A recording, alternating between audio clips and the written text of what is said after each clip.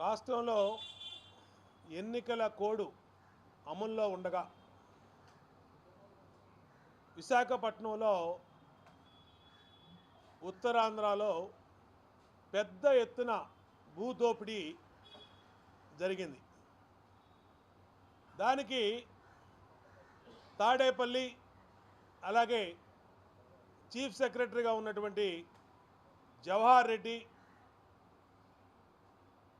వీళ్ళ ప్రమేయం ఉందని స్పష్టంగా ఆధారాలతో సహా వార్తలు వస్తూ ఉన్నా సిఎస్ జవహర్ రెడ్డి ఆయన ఒక రాజకీయ నాయకుడిలా మాట్లాడుతూ ఉన్నాడు. ఏదైతే ఆధారాలు చూపించి ఆయన మీద ఆరోపణలు చేస్తే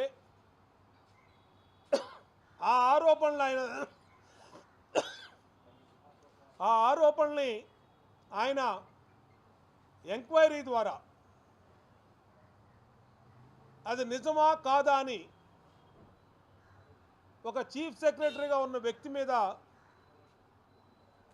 తీవ్ర ఆరోపణలు, వేల కోట్ల రూపాయల భూములు, ఆయన కుమారుడు తాడేపల్లిలోని కొంతమంది వైసీపీ పెద్దలు కలిపి ఈ భూదోపిడీ చేస్తే వచ్చిన ఆరోపణల మీద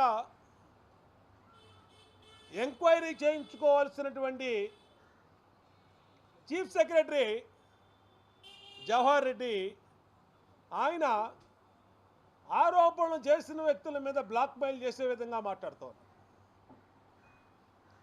ఒక రాజకీయ నాయకుడిలాగా, ఒక పొలిటీషియన్ లాగా మాట్లాడుతూ ఉన్నాడు. సవాలు చేస్తూ ఉన్నాడు, బెదిరిస్తూ ఉన్నాడు నిజాలు వెలికి తీసినటువంటి వ్యక్తుల్ని.